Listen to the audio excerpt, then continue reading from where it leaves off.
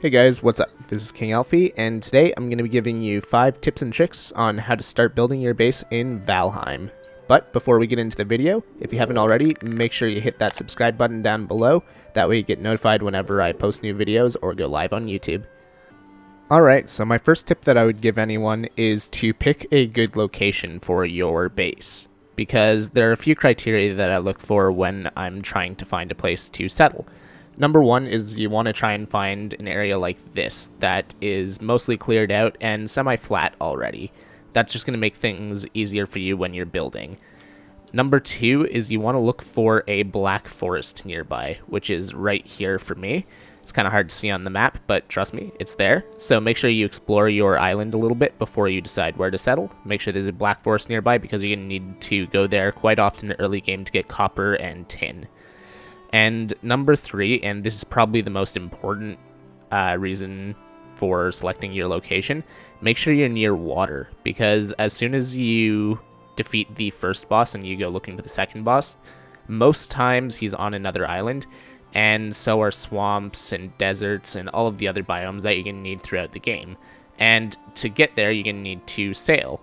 So make sure you're near the water, because otherwise when you're bringing resources back to your base, it's going to be an absolute pain if you're further inland. So if I were to settle here, this is a great looking place to build a base, but as soon as I start bringing resources back over the ocean, I'm going to land here, and then I'm going to have to cart all of my resources from here all the way up to here. So make sure you're near water too. So this location right here is a perfect spot for us to start building. This one over here would probably be pretty good as well. So tip number two is once you found a space to call your own, you're going to want to flatten it out a bit more. So you're going to do that with the hoe, which is this guy right here. So the hoe can be used for a couple different things. If you right click, then you'll see those options. So the two you're going to be using the most are level ground and raised ground. Raised ground you're going to need some stone to do, and it does get quite expensive. But right now we're just going to look at level ground, because that's the only thing you're really going to need to do early game. So all you got to do is click on the ground and it'll start leveling things out. All it does is cost some stamina. And there is a limit to how much you can level the ground before you have to start either raising it or breaking it with a pickaxe. But for early game, this is fine. So just go around and flatten out a bit of an area. If you haven't defeated the first boss already, then stones are going to be a bit of an issue for you if they're in your area. But the first boss is pretty easy to defeat, so I would just not worry too much about the rocks, because you can always break them later. So go ahead and flatten out a nice area for your starter house. Doesn't have to be huge. This is probably fine for a starter house, but however big you want it to be, just keep flattening, and then you can start building. Tip number three is while you're building, make sure to keep in mind the structural integrity of your base, because in this game it does have a structural integrity system, and it's graded on a stoplight system, so going from green to red in terms of good to bad. So if you look at these blocks right here, they are green, so their structure is very good. And then if you look at the blocks below them, they are blue. That means that they are connected to the ground, and these guys are never going to fall down. So blue means connected to the ground, green means good, and as we keep going up the structure here, you'll notice that starts to go to kind of a yellowy green, and then it actually goes straight to red. So we didn't have a yellow in between, but if we had a bit more structure here, then there would be a yellow as well. Then it would go to kind of an orangey red, and then to red here. So if I were to place another block on top of here, then if I can get it to clip properly, place that. This is very red. And then place another one on top of that if I can get it to clip. Placing it there is probably fine. Yep. And it doesn't have enough structural integrity to hold up the building anymore. So to avoid that, you've got your structure beams here. So if I grab one of those and I connect it to the ground, say here, you'll notice that this is blue. And let's keep building that up to here. Now, if we look at these guys here, they have a little bit more structure to them. So they're still not green, but they're not going to fall down because they're in the yellow rather than the red. So make sure you keep that in mind when you're building your base. You can also build these structure beams into the wall here.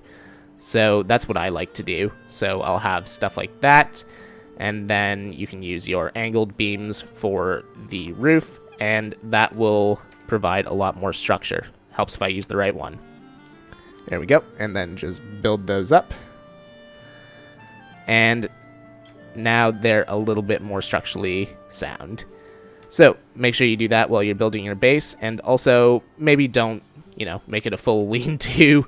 Have some of the roof coming off the other side too, because that'll also help with your structure. Another tip is when you're building, you can use doors to add dimension to your build, because doors have 3 different snapping positions. So if I were to throw my door right here, then I grab a wall, then you can see that I can either snap this to the back of the door, the middle of the door, or if it'll, yeah, there we go, the front of the door. So front, middle, back. So what I can do, snap this to the back of the door, then if I wanted to add a little bit of texture to the build, then I can grab one of these beams here and snap that to, say, the middle of the door. And now I have a recessed wall, and we can play with that however we want here. So we can do something like that. Let's do the same on the other side. And we now have a design to our basic starter house. If I can place my stuff properly. There we go. But yeah, you can do stuff like that to add texture to your builds and make it look cooler. So, once you have your house all built up and you got a few things inside, you got your bed, some chests, a workstation, the next thing you're going to need to build is a fire pit so that you can cook your food and so that you can sleep at night, because you need a fire pit near your bed in order to do that. So, there are a few different ways you can do this. Number one is you can just build your fire pit outside like this in proximity to your bed. This will work, but it's the boring option, and also, if it starts raining, then the rain will put out your fire, and then you won't be able to sleep in your bed. So, ideally, we're going to want this inside. So, if we come in here, you'll notice that we can't place a fire pit on the wood. So what you can do is just get rid of one of the planks here, and then you can place your fire pit down. So, this does have an issue, though, because smoke will build up inside a building, and then you'll take smoke damage, and you will die from it. So, we have to be able to vent the smoke out of the house. And the way that I like to do this is just knocking out one of the walls behind your fire pit here. Then you can place down 2 walls, like so. One here, and one here. Once I can get it to clip. Come on. Wow, it's really not cooperating with me, is it? There we go. Cool. So once you have that, you're going to take a 45-degree roof, and you're going to snap it like this. And now all of the smoke is going to go up into this roof part here rather than into the house. And it is going to vent out the side of the house here. And now you have your very own early game chimney. Now, the other thing I wanted to mention with the fireplaces is your cooking stations, because a lot of people will just grab a cooking station, put it over the fire like this, and call it a day. But you can actually cram a bunch of cooking stations on top of one fire pit. So if you place it as far to the side as possible, you can cram up to 3 cooking stations on a single fire, so that you can cook 6 pieces of meat at once, which is definitely useful because it's going to cut your waiting time down by quite a bit. Well guys, those are my 5 tips and tricks that I have for you if you're just starting on Valheim. And another bonus tip is don't be afraid to be creative when it comes to your builds. Try out weird shapes, try out some cool designs, because if you don't like it, you can always destroy it and try again. But you'll never know unless you try, and that's how you find the best designs, is just through trial and error. So that's going to do it for me today. If you enjoyed this video, make sure to drop it a like and leave me a comment. What do you want to see next? And I'll see you guys next time.